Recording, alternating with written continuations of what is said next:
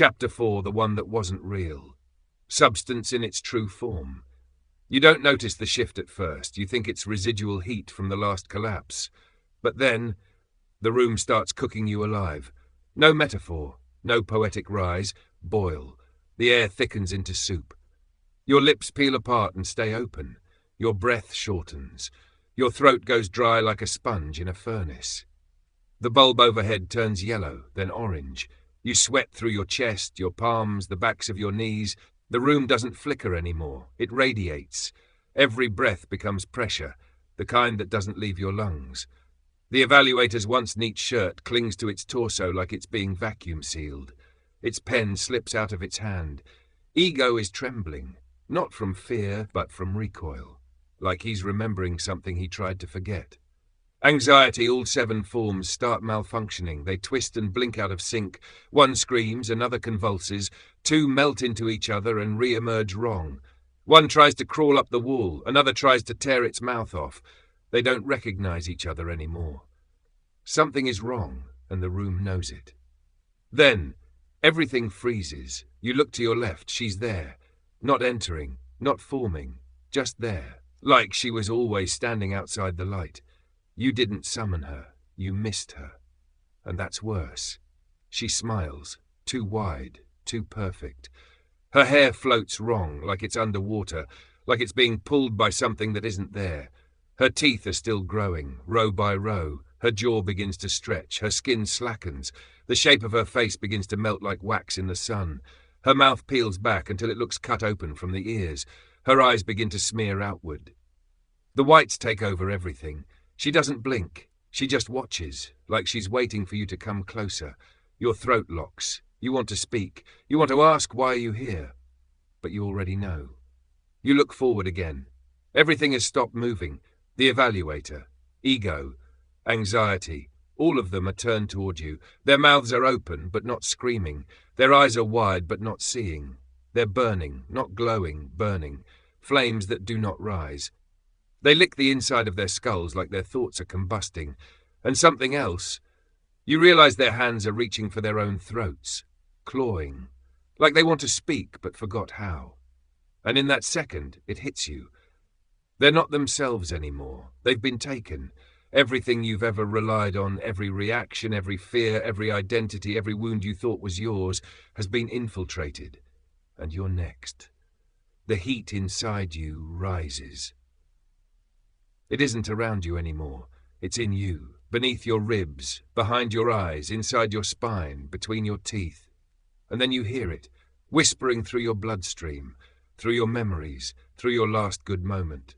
This isn't grief, this isn't trauma, this isn't memory, this is temptation, this is fantasy, this is addiction, this is forgetting on purpose. This is the thing that crawls back in through whatever crack it can find. Even if it has to become a person. Even if it has to become love. Even if it has to become you. It doesn't speak in words. It speaks in images. Your best days.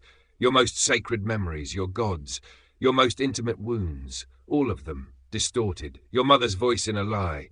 Your lover's hands over poison. Your own eyes in a mirror that never shows your face. It rearranges your world until you don't care if it's real. Because it feels better than anything else. And that's enough. This is not a substance. This is subtlety made flesh. This is ritual. This is the glow.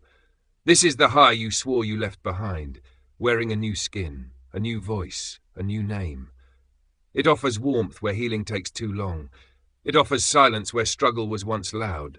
It does not bargain. It doesn't knock. It builds its cathedral in your emptiest hour. It sharpens its teeth with your unmet needs. It convinces you that surrender is sophistication. It curates a symphony from your suffering and plays it back to you with a smile. You want to leave, but there is no door, and it knows that. So you do the only thing you haven't tried yet. You run forward, not out, through her, through the rot smile, through the distortion, through the hallucinations of your children, your future, your heaven, your legacy, all woven together like barbed wire in a dream. You run through the lie. With every ounce of breath left in your body, with every scream you buried, with every ounce of shame that never got its name, You run with the part of you that still wants to live, even if you don't know what that means anymore. And when you hit it, she shatters. Into heat, into vapor, into sound that doesn't echo. The smile peels mid-air, the jaw splits apart, the eyes burst like glass submerged too long in boiling water, and the light extinguishes. You fall. Hard.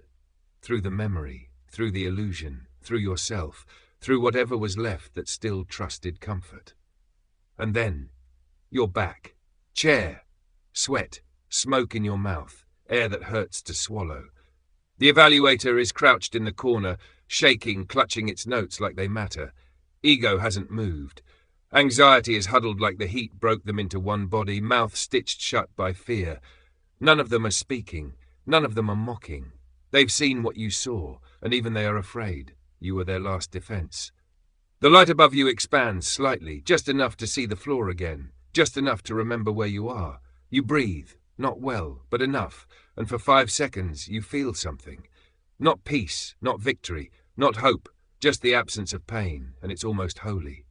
Then you feel breath, warm, alive, real, right on your neck, a whisper, not her voice. It's low, patient, intimate, final.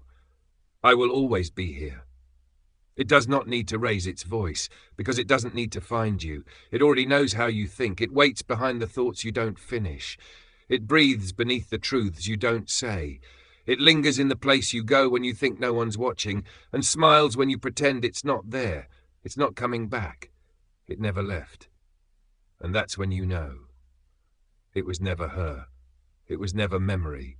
It was never loss. It was substance. All along. And it was never going to leave. Because now it doesn't have to. It lives here, inside the heat, inside the smile, inside you. And this time you let it in. And it smiled when you did.